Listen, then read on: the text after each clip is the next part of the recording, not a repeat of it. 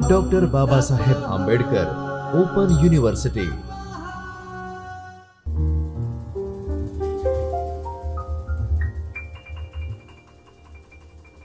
નમસ્કાર વિદ્યાર્થી મિત્રો.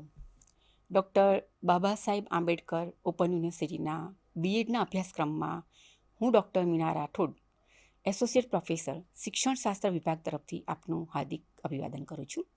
મિત્રો, આપણે ES 101 અધ્યયતાનું સ્વરૂપ એના વિશે આપણે જોઈ રહ્યા છીએ. તો આ અધ્યયતા અને વિકાસનું મનોવિજ્ઞાન એ જે પેપર છે એના યુનિટ નંબર 1ની અંદર આપણે વિકાસના તબક્કાની અવસ્થાઓ વિશે આજે આપણે ચર્ચા કરીશું. આપણે આગળ જોઈ ગયા હતા કે વિકાસ એટલે શું. તો આજે આપણે જોઈશું કે વિકાસના તબક્કાઓની અવસ્થાઓ. વિકાસના તબક્કાઓની અવસ્થાઓ જુદી જુદી છે.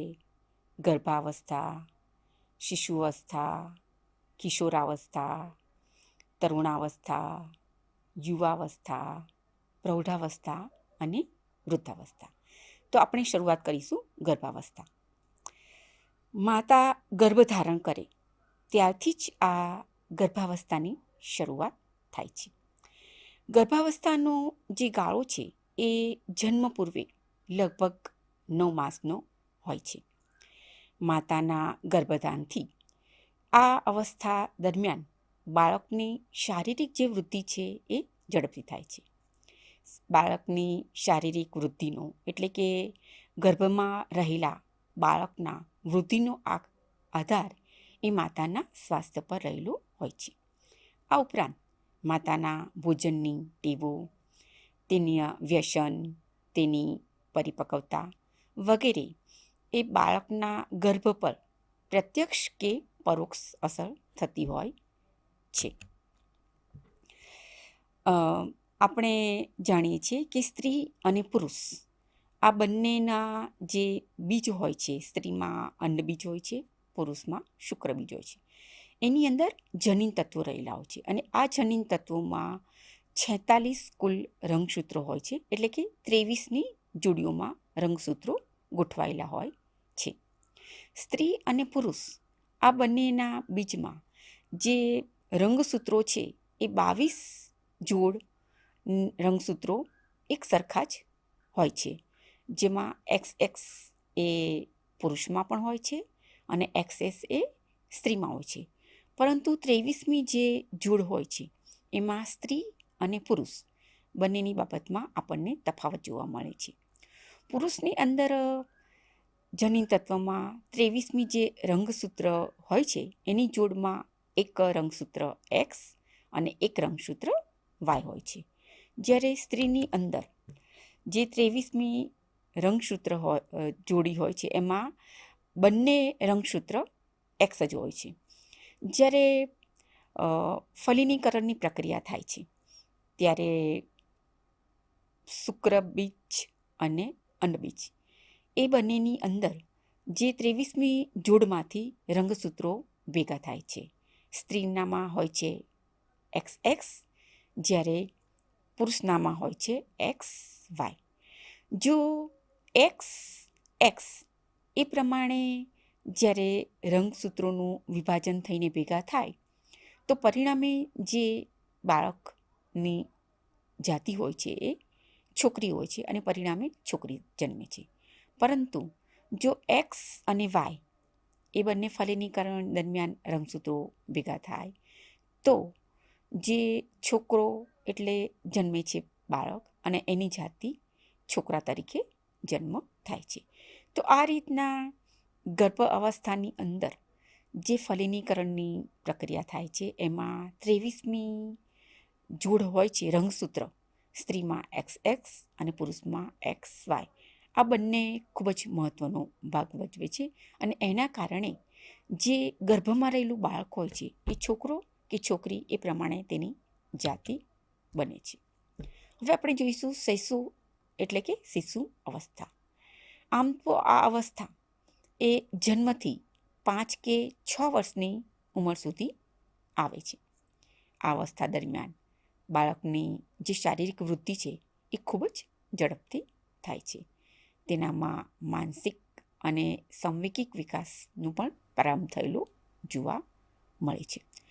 આપણે જોઈશું કે શિશુ અવસ્થાના લક્ષણો કયા કયા છે.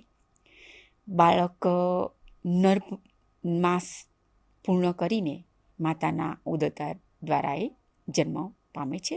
પછી ધીમે ધીમે 4 કે 5 વર્ષ સુધી એનો વિકાસ થાય છે. તો આ શિશુ અવસ્થા દરમિયાન બાળકનું મન એ ખૂબ જ ચંચળ હોય છે. આ અવસ્થા દરમિયાન બાળક વધુ પડતી કલ્પનાઓમાં રાચે છે. તેનું સમગ્ર વર્તન અને તેની જરૂરિયાતો જે છે એને સંતોષવા માટે પ્રયત્ન કરતું આપણને જોવા મળે છે. જે વર્તનથી બાળકની જરૂરિયાત સંતોષાય એ વર્તન એ વારંવાર કરે છે અને સાથે સાથે વારંવાર આ વર્તન કરવાનો આનંદ પણ પોતે પ્રાપ્ત કરે છે. આ બાળક પોતાના આસપાસના વાતાવરણની સાથે સરળતાથી અનુકૂલન સાધી શકતું નથી. તે બાહ્ય જે વાતાવરણ હોય છે એનાથી જલ્દીથી પ્રભાવિત થાય છે. આ બાળકનામાં સારા નરસાની વિચારશક્તિ અને નિર્ણય શક્તિનો અભાવ હોય છે. આ અવસ્થાના બાળકોમાં એકબીજાનું અનુકરણ પણ કરતા હોય છે. આ બાળકોની અંદર નીતિ નિયમનો અભાવ હોય છે. તેમનામાં સંકુચિત સ્વાર્થવૃત્તિ હોય છે.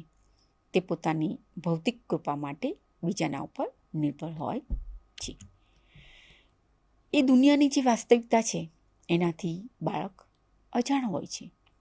આ અવસ્થામાં બાળકનું વર્તન એ આવેગયુક્ત જોવા મળે છે. આ અવસ્થામાં બાળકની જેમ કલ્પના શક્તિ વધુ હોય છે એમ એની જિજ્ઞાસા વૃત્તિ પણ પ્રબળ હોય છે. તે બહારની દુનિયાથી ખૂબ જ જલ્દીથી પ્રભાવિત થાય છે. આ અવસ્થા દરમિયાન બાળકોમાં જાતીયતા એ 3 સ્વરૂપે આપણને જોવા મળે છે. આત્મરતિ, સજાતીય કામુકતા અને વિજાતીય કામુકતા. આ ઉંમરનું જે બાળક હોય છે એ તેની જાતમાં અને પોતાના શરીરની અંદર એ ખૂબ જ રસ લે છે. ત્યારબાદ બાળક પોતાનો પ્રેમ પોતાની જાતિના સભ્ય તરફ એ વ્યક્ત કરે છે. આ સજાતીય આકર્ષણ અને વિજાતીય આકર્ષણ ધરાવતું બાળક હોય છે. તે પોતાનાથી જે વિરુદ્ધ જાતિ હોય છે, જેમ કે છોકરી હોય તો પોતાની મા તરફ અણગમો વ્યક્ત કરે છે. એવી જ રીતના જો છોકરો હોય તો પોતે પિતાના તરફ અણગમો વ્યક્ત કરે છે. પરંતુ પોતાની જે વિરુદ્ધ જાતિ હોય, જેમ કે છોકરી હોય તો પોતાના પિતા પ્રત્યે અને છોકરો હોય તો પોતાની માતા પ્રત્યે એ આકર્ષણ અનુભવે છે. તો આ રીતના વિદ્યાર્થી મિત્રો, આજે આપણે શિશુ અવસ્થા છે એ શિશુ અવસ્થાના લક્ષણો આપણે જોયા અને આ રીતના આ જે અવસ્થાઓ જુદી જુદી હતી એ અવસ્થાઓ વિશે આપણે અભ્યાસ કર્યો. એની અંદર આપણે ગર્ભાવસ્થા અને શિશુ અવસ્થા આ 2 જે અવસ્થાઓ છે એના વિશે જોયું.